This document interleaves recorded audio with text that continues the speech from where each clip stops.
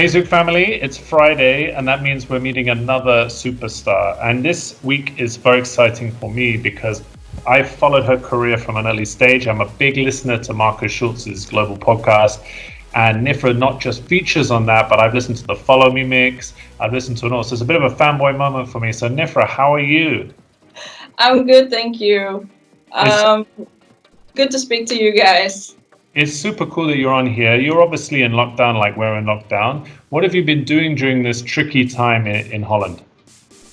Well, I actually did a lot of live streams, but before that, the first week of lockdown was just terrible for me. I mean, if you have 25 shows confirmed at the end of 2019 and then suddenly you just did an Asia tour and then that was it, and I was just really looking forward to everything and just I worked so hard last year to make all this happen, and yeah, so I was a little bit depressed the first week. I just didn't know what to do, like when will be the next time I can tour, and yeah, I immediately started to look into live streaming, on Facebook. First on Facebook, which we had absolutely no idea how to do because we never did it before. We were premiering videos, but we never live streamed basically, and how to connect the gear and everything, what do we need, and we didn't have the right stuff, so it was just like a researching and just finding out more about how to do live stream and how to do really good live stream. So slowly we're upgrading the gear, and me and Fisherman, and we already are getting to the point that we are close to happy with how it is, and yeah, I was doing a lot of Twitch as well. You're being super modest because there's not many DJs out there who have done 9 to 12 hour mixes. I mean, that's pretty substantial. That's not amateur level. So you must be quite good at it by now. Yeah, definitely. I mean, it's a whole new world, and discovering Twitch as well, which was a really great opportunity to not get your mix cut off in the middle or something, and there you can actually do those long live streams because you can just play and they're not going to detect like, okay, this track is copyrighted, and they're just going to stop the stream. Like Facebook, sometimes this happens, or YouTube as well. So Twitch is really good tool, and you can stream there for many hours, and we just did the 12-hour stream 1 week ago. And on the same day when we were doing the 12-hour stream with Fisherman, I even played 2 hours live for Trans Family LA before that, from 9 a.m. to 11. And then at 12, we started the 12-hour stream, so I played 14 hours. It was absolutely crazy. So if anyone tells me that they're either bored or they're struggling with stuff to do, and you've done a 14-hour mix in lockdown, I'm going to cite you as the person to be inspired by for this lockdown period. That's pretty cool. Yeah, I mean, it's really cool, but it also depends like how you're dealing with this in the situation, because a lot of people, what I read and see, they're really struggling, and they just don't know what to do with this, and it is mentally very challenging time for a lot of producers and DJs as well, and you really have to have a clear mind when you go to studio, for example. But a lot of artists now lost their income from touring, so it is very challenging, and for me, I just try to do the most I can at this moment, and to just stay active and continue do what I love, because if I would stop playing music, if I wouldn't do those streams, then I would be really depressed. So that's a way for me to just stay sane, and to just connect with my fans, which is always really important. I'll be honest, it's fantastic that you do that, and also I think you could also be accredited yourself, Fisherman, with these long sets of getting other music lovers through this time, because I take a huge amount of pleasure in listening to it when I'm at home. It's great to get either lost in your imagination or distract you from the problems. So we appreciate it also. I learned something fascinating about you just now that I never knew before. You've been to many places in Asia. Earlier this year, you played at Zouk Singapore, which was awesome. So thanks so much. But you've actually been to Genting before. Yeah, actually, I think it was like 10 years ago. and there was like a big event going on. I think Missy Elliott was there or something. I don't know if you remember that. I've only been here for 3.5 years, so 10 years ago. You actually came to Genting before I came. Okay. Yeah, it was some big event, and I remember we were driving in a car for like an hour or something from KL airport, and we were going up and up and up, and I'm like, Jesus, where are we going, you know? And it was just so cool, and everything just looks so like a fairy tale. It was like a different world, you know, like a theme park. And yeah, so I would definitely love to return there. Yeah, I was just saying before, I speak to a lot of the guys, fishermen, Dax, and we would love to get you up here. This year would have been phenomenal. Obviously, a lot of the plans have been cancelled, and we don't know where we are. But let's look to 2021 as a more positive time. The first hope is that everyone who's been affected by COVID recovers and we find some solutions. But then looking forward to do a positive, proactive light. Let's get you out here, because there's a huge trance following here in Malaysia. It's probably the leading style that we look at. Marcus was here the last gig we had, huge gig. So that will be phenomenal. So I want to ask you a few questions. I chat to all the DJs about this. I want to deep dive a bit into getting to know you a bit better so that the Malaysian trance fans can. So starting off simple, your key inspiration for getting into production and DJing?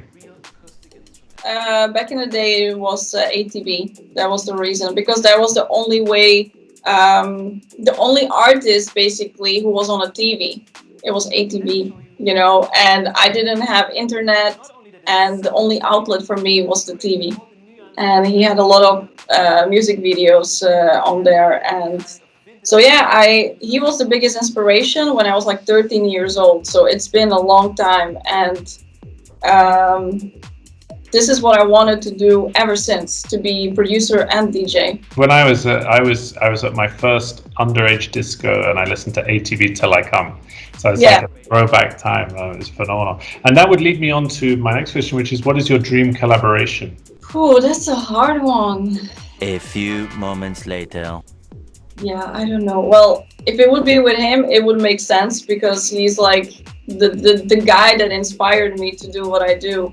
I mean, I've done collaborations with Marcus Schultz, for example. So that's another guy who inspired my career and been such a huge influence. I don't know. It's a really hard one. I would have to think about this. I admire a lot of artists in the scene. So let me ask you this. I split the question in this. So what other styles do you like? Outside of trance, what other styles of music do you like? I listen to some techno, and also a lot of like the real progressive house, like Guy J style,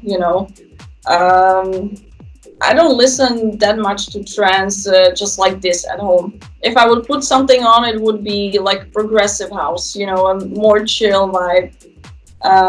So yeah, Guy J is definitely one of my heroes, for sure. It was phenomenal. I always ask people this. I say, the DJ, I always say, when you're cleaning the house, what do you listen to? Yeah, exactly. That kind of music, Guy J. So you tour a lot. I'm guessing a lot of hotel food, a lot of takeaway. If you get a chance, home cooked food or takeaway? Home cooked, always. What kind of meal does Nifra make? What's your expertise? I love Italian. So we do a lot of Italian food or Asian. Nasi goreng, for example, absolutely love it. That kind of stuff. Can you tolerate spice? Not so much. I like my food not crazy spicy, not too much really. I like to enjoy the taste, but if it's too spicy that I can't taste anything else, then I don't really enjoy it. So you've toured all around the world. You've done Asia, you've done Europe, you've done America. Where do you feel really resonates with you when you go and perform? It really doesn't matter, because for me, when I go to USA, it has a different vibe than going to Asia. And when you go to Asia, everybody's just so welcoming, and you just feel like the princess, and the hospitality in Asia is always just so amazing. And I love going to Asia, for sure. But USA is different, it's all those huge cities and just traffic jams and stuff, but the vibe at the clubs is different, in my opinion. which I like. I like both. I just whenever I go on tour, I'm just so excited that I get to see the fans, you know, and just experience the city, the country, and the whole thing. You have to love the whole thing, in my opinion, to be able to do this. So yeah. I always ask the same question also. On a sporty way, you're going to represent your country in the Olympics. Which discipline is it? I think it would be table tennis. Oh. Yeah, that's my. Ever since I was a kid, I used to play table tennis, and it's just my favorite sport for sure. It's a hugely popular sport in Asia. Very. Yeah, You might get some challenges when you come out. You might get some. Yeah, challenges. let's do that. I would definitely love to play. And my last question, which is always my most challenging question, I must ask you: Singapore or Malaysia? Yeah, I can't. You can't do this to me.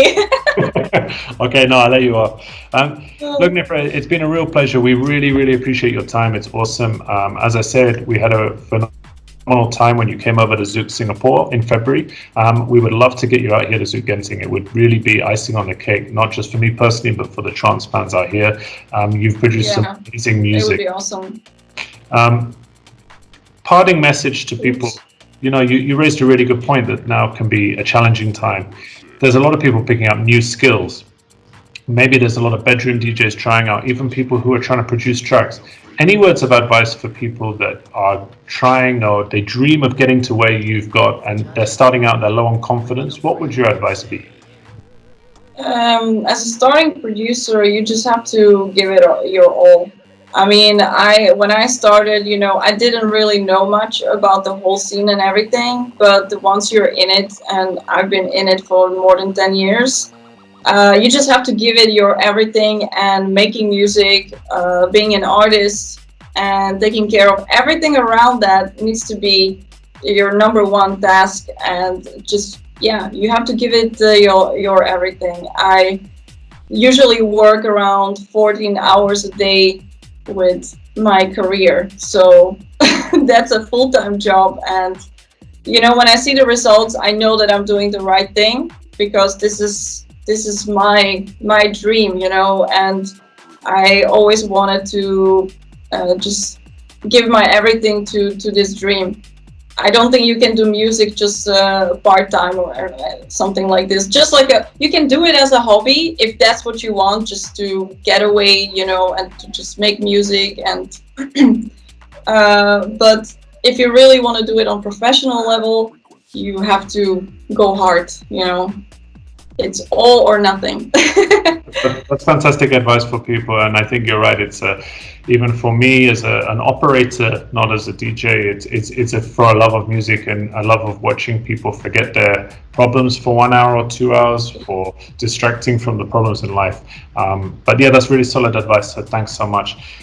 Once again, thanks so much for taking the time to talk to us. Thanks so much for the amazing music. I'm huge fans of tracks and compilations like Follow Me, Rebel. All of these kind of tracks are fantastic. During this lockdown period, do you have any music that's coming out soon that we should keep an eye out for? Yeah, actually, I'm working on a new compilation. It's a very exclusive information. So there will be Follow Me Too soon. Oh, fantastic. Well, yeah. I can't wait for that, and we can't wait for that. And once again, thanks for taking the time to chat to us over here in Malaysia. All of the fans here in Malaysia, Singapore, and Vegas, where this will all come out, wish you all the best during this lockdown period, and look forward to catching up with you as soon as we physically can. Thank you so much for having me. I'm so looking forward to be back. See you guys. Take care. Thank you so much. Really appreciate it. Thank you.